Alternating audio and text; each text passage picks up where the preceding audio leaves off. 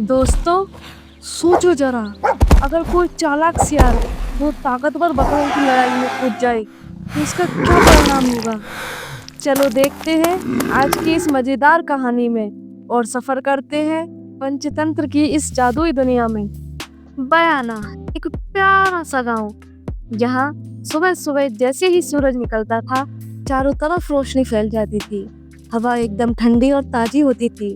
पक्षी चहचहाते थे, चिड़िया, तोता, मोर सब अपनी अपनी मस्ती में मस्त रहते थे। आज की सुबह थोड़ी शांत थी। हर दिन की तरह आज के दिन भी सभी लोग अपने अपने काम में व्यस्त थे। कुछ लोग धीरे धीरे बाजार की तरफ जा रहे थे, बच्चे स्कूल जा रहे थे, महिलाएं अपने काम में व्यस्त थी तथा छोटे बच्चे आपस में खेल रहे थे। वहां दूर एक झाड़ी में सियार छुपा हुआ था। वह कई दिनों से भूखा था। भूख के कारण वह बहुत कमजोर हो गया था। खाने की तलाश करते करते वह उस गांव तक आ गया था। भूख से व्याकुल सियार सोचता है, यह गांव, कभी कभी यहाँ खाने के कुछ टुकड़े मिल जाते हैं, लेकिन आज तो यहाँ बहुत शांति है।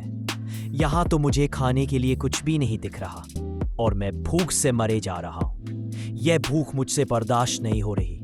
मुझे कुछ न कुछ तो करना पड़ेगा। ऐसा विचार करता वह गांव में थोड़ा आगे निकल जाता है। थोड़ा चलने के बाद उसको दूर से हल्की सी शोरगुल और चिल्लाने की आवाज आनी शुरू होती है। सियार के कान खड़े हो जाते हैं। उसकी नजर शोरगुल की तरफ जाती है। सियार देखता है कि कुछ दूरी पर भीड़ लगी हुई है।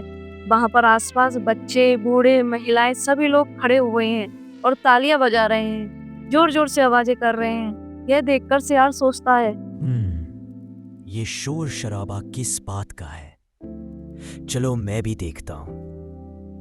आखिर चल क्या रहा है यहाँ? इतनी भीड़ क्यों लगी है? सियार भीड़ के करीब जाता है और देखता है भीड़ के बीच लोग तालियां बजा रहे हैं। दो बहुत ही ताकतवर बकरे आमने सामने खड़े थे। दो विशाल शरीर वाले, मोटे ताजे, मजबूत बड़े सींग वाले बकरे सींग से सींग बढ़ाए हुए थे। उन दोनों बकरों के बीच पूरी तरह लड़ाई चल रही थी। सींग से सींग बढ़ाकर दोनों विशाल बकरे एक दूसरे को मारने को उतारू थे। उनकी आंखों में गुस्सा और जिद था। घायल होने के बावजूद उन दोनों में से कोई भी हार मानने को तैयार नहीं था। कौतूहल से भरा सियार सोचता है, यह क्या मंजर है? दो बकरे और इतनी लड़ाई! बाप रे बाप! लोग तो मानो तमाशा देख रहे हैं। कोई भी इनको नहीं रोक रहा। सियार सावधानी से भीड़ के किनारे पहुंचता है। वह एक ऊंचे स्थान पर चढ़कर पूरा नजारा देखता है। बकरे एक दूसरे पर हमला कर रहे थे। सियार के मन में लालच जन्म ले लेता है। बकरा, इतना बड़ा बकरा, इसकी सुगंध, इसका रंग, मैं अपने आप को रोक नहीं पा रहा हूँ। ये ताज़ा खाने की सुगंध मुझे पागल बना दे रही है। एक बार चख लूं, बस एक बार। ये बकरे तो आपस में ही उलझे हुए हैं। मैं चुपके से एक काट लगाकर दूर भाग जाऊंगा। अगर इनमें से कोई एक भी मिल जाए तो मेरी भूख शांत हो जाएगी। सियार के चेहरे पर लालच साफ दिखाई देता है। वह तर्क करने की कोशिश करता है, बुद्धि से सोचता है, परंतु उसका लालच उसकी बुद्धि पर हावी हो जाता है। सियार अपने मन में सोचता है, पर ये बकरे इतने बड़े और ताकतवर हैं। इनके दो बड़े बड़े सिंग हैं। मैं इन दोनों से नहीं जीत सकता। नहीं, परंतु ये बकरे भी अब थक चुके हैं। मौका अच्छा है। यह मौका हाथ से नहीं जाने दूंगा। इस समय मैंने अगर कुछ नहीं किया तो मैं भूख से मर जाऊंगा।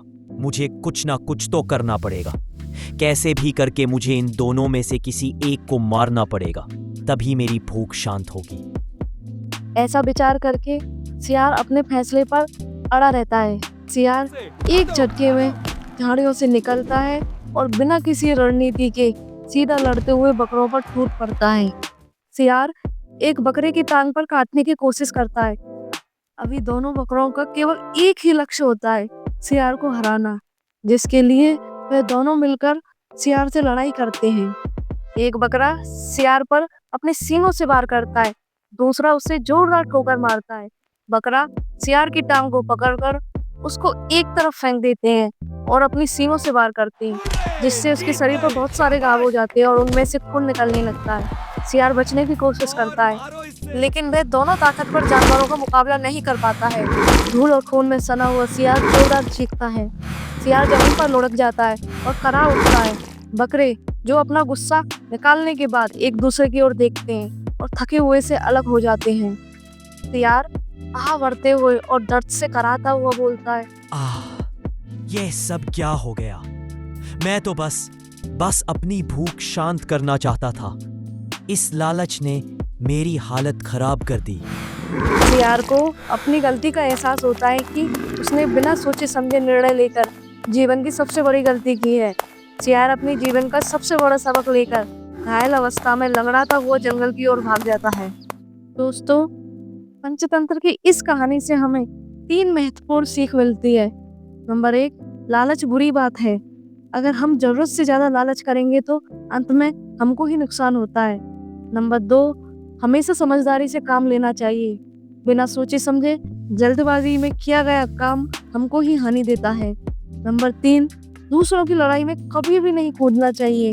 कभी कभी दूसरों के झगड़े में दखल देने से सबसे ज्यादा नुकसान हमको ही झेलना पड़ सकता है। मेरे प्यारे दोस्तों, यदि आपको पंचतंत्र की यह कहानी पसंद आई है तो इस वीडियो को लाइक करें और अपने दोस्तों, परिवारजनों के साथ शेयर करें। यदि इस कहानी ने आपके दिल को जरा भी छुआ है तो अपनी राय कमेंट के माध्यम से हम तक शेयर करें।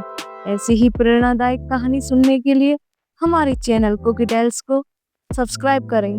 दोस्तों, पंचतंत्र की अगली कहानी के साथ फिर मिलेंगे।